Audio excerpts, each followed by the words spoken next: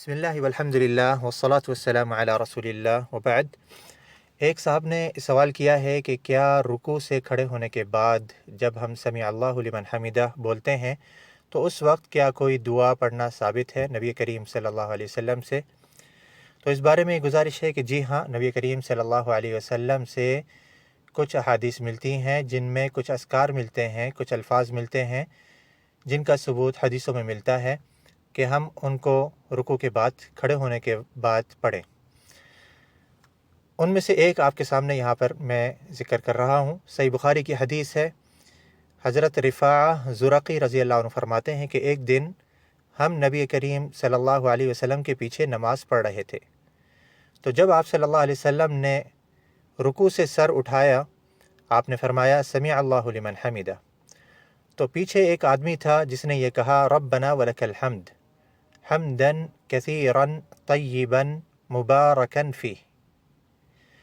आप सल्लल्लाहु अलैहि वसल्लम ने जब सलाम फेरा तो आपने कहा कि मनिल मुतकल्लिम, इन कलिमात को अदा करने वाला कौन था, इन अल्फाज को पढ़ने वाला कौन था। उसने कहा मैं था। आप सल्लल्लाहु अलैहि वसल्लम ने फरमाया कि मैंने 30 से ज़्यादा फ़रिश्तों को देखा कि वो एक दूसरे से सबकत लेकर के जा रहे थे, एक दूसरे से पहल कर रहे थे कि इन कलिमात को उनमें से सबसे पहले कौन लिख ले। यह हदीस सही बुखारी के अंदर मौजूद है। इस हदीस के अंदर बहुत सारे फ़वाइद हमें मिलेंगे। उनमें से 3 की निशानदही आपके सामने मैं करना चाहता हूँ। नंबर 1 के रुकू के बाद, खड़े होने के बाद समी अल्लाहु लिमन हमिदा बोलें तो उसके बाद ये सुन्नत है कि हम कुछ अल्फाज पढ़ें जो हदीसों में साबित है। क्योंकि कुछ लोगों को देखा गया है कि वो खड़े होते हैं समी अल्लाहु लिमन हमिदा कहने के बाद और फ़ौरन सजदे के अंदर चले जाते हैं। और इससे बढ़कर गलती कुछ लोग ये करते हैं कि वो रुकू से सीधे खड़े भी नहीं होते बल्कि डायरेक्ट सजदे के अंदर चले जाते हैं। तो सुन्नत ये है कि हम रुकू से खड़े हों और समी अल्लाहु लिमन हमिदा कहने के बाद सीधे खड़े हो जाएं इत्मीनान से, और उसके बाद वो अल्फाज जो नबी करीम सल्लल्लाहु अलैहि वसल्लम की हदीसों में मिलते हैं उनको अदा करें। दूसरा फ़ायदा हमें इस हदीस में ये मिलेगा कि इंसान जब नमाज़ पढ़ता है तो नमाज में वो अपने रब से हम कलाम होता है, अपने रब से बातें कर रहा होता है।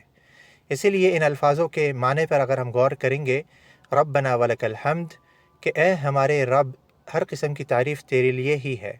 तो इसमें बंदा अपने रब को मुखातिब होकर के अल्लाह की तारीफ़, अपने रब की तारीफ़ कर रहा है। इसीलिए नबी करीम सल्लल्लाहु अलैहि वसल्लम ने यहाँ पे फरमाया कि मनिल मुतकल्लिम, जब सलाम फेरने के बाद पीछे रुख किया आपने, तो आपने फरमाया कौन बात कर रहा था, कौन इन कलिमात को पढ़ रहा था, या कौन कलाम कर रहा था।